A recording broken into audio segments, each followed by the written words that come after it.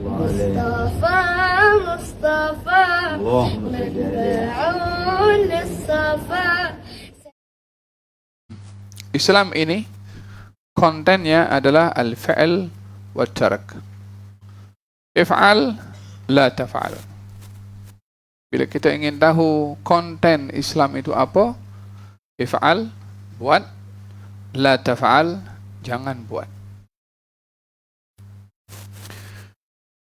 Kalimat if'al, buat atau jangan buat, itu yang memberikan arahan adalah Allah Subhanahu wa ta'ala dan juga Rasulnya. Maka dikatakan Allah dan Rasulnya sebagai musyarri'. Apa itu musyarri'? Yang mendatangkan syariat, yang mendatangkan hukum.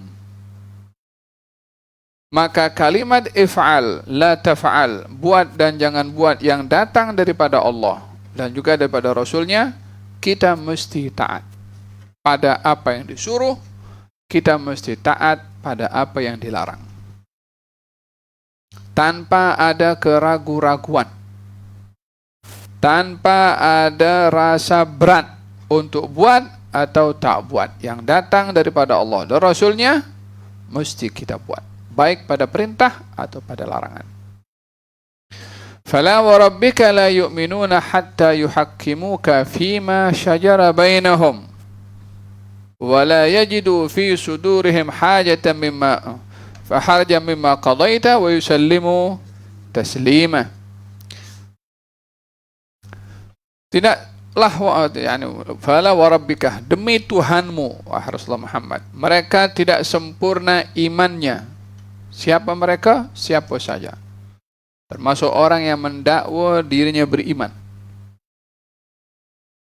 Tidak sempurna walaupun mereka mendakwa beriman, sehingga yuhakkimuka, menjadikan engkau wahai Rasulullah Muhammad sebagai hakim, sebagai penentu,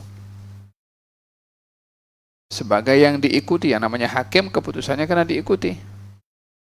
Fima syajara bainahum, atas apa saja yang berlaku kepada mereka daripada perselisihan mereka pun juga.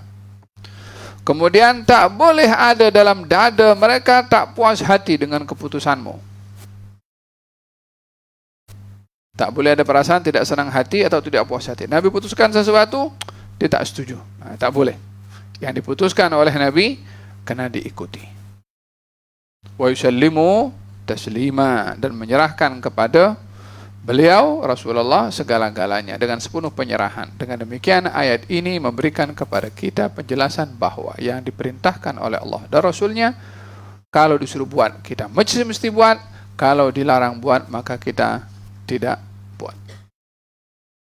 Selain daripada Allah dan Rasulnya, maka tidak memiliki authority ini. Apa saja yang disuruh, baik itu oleh orang tua, baik itu oleh orang lain ke, baik itu oleh bos ke, baik itu disuruh oleh siapa, buat ini. Orang tua kita suruh contohnya, atau kita punya bos contohnya, atau ustadz, atau siapa saja. Tengok apa yang disuruh. Bila yang disuruh tidak bertentangan dengan dua ini, Allah dan Rasulnya, kita kena buat. Apalagi kalau bertepatan. Tapi kalau disuruh dengan perintah yang bertentangan dengan Allah dan Rasulnya, kita tak boleh buat.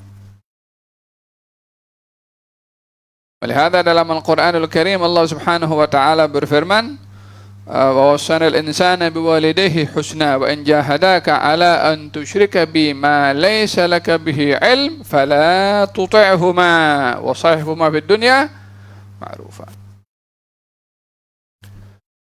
Yani bila orang tua itu memerintahkan sesuatu untuk syirik, maka kamu jangan taat. Tapi tetap kamu bersikap baik kepada keduanya. Apa sebab kita tak boleh taat dengan orang tua? Sebab perintah orang tua mengajak kepada perbuatan yang dilarang oleh Allah dan Rasulnya, yaitu syirik. Dengan demikian, sesiapapun yang memberikan perintah, bila perintah itu bertentangan dengan perintahnya Allah dan Rasulnya, maka tak boleh taat pada sesiapapun kecuali kepada Allah dan Rasulnya. Faham tom? Apa makna taat pada Allah dan Rasul pada kalimat buat dan jangan buat? Sebagaimana saya katakan, konten pada Islam itu buat dan juga jangan buat. Apa maksudnya buat? Perintah daripada Allah dan Rasulnya imma kepada hal yang wajib, imma kepada hal yang sunnah, atau kepada hal yang harus. Jangan buat, imma ianya adalah makruh, wa imma ia perkara yang haram. Maka dengan demikian, pada perintah buat dan larangan jangan buat terhimpun 5 hukum. Imma wajib, wa imma mandub, wa imma mubah, wa imma makruh, wa imma haram. Apa wajib? Kalau buat dapat pahala, kalau tak dibuat dapat dosa.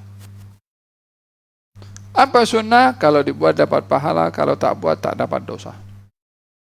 Apa harus? Kalau dibuat dan tak dibuat, maka tak ada dosa dan tak ada pahala. Apa makruh? Kalau dibuat tak dapat dosa, kalau tinggalkan dapat pahala. Apa haram? Kalau dibuat dapat dosa, ditinggalkan mendapat pahala. Fahimtum? Hada berkenaan dengan if'al wala taf'al. Buat dan juga jangan buat. Yang menjadi neraca adalah hukum syarak. Oleh hada, konten daripada Islam kembali kepada 2 perkara dengan perincian hukum yang saya sebutkan sebentar tadi. Allah Subhanahu wa taala berfirman, "Kulu washrabu wa la tusrifu." Kulu washrabu, makan dan minum, maknanya perintah, yakni buat. Makan dan minum. Wala tusrifu, jangan kamu melampau, berbazir. Jangan buat. Ya kan? Alhamdulillah. Maka dengan demikian kita tahu kulu perintah, artinya buat tapi dalam bentuk harus. Washrabu minum, perintah tapi maknanya harus. Mubah. Wala tusrifu, kamu jangan membazir, haram. Berarti ada perintah yang bersifat harus, ada larangan yang bersifat haram. Paham dong? Apa itu dalam Quran? Apa namanya? Perintah untuk salat, perintah untuk zakat, wajib. Paham dong? Dan dalam hal ini dalam Al-Quranul Karim, perintah itu ada yang wajib, ada yang sunnah, ada yang mubah, dan larangan itu ada yang makruh, ada juga yang haram. Naam.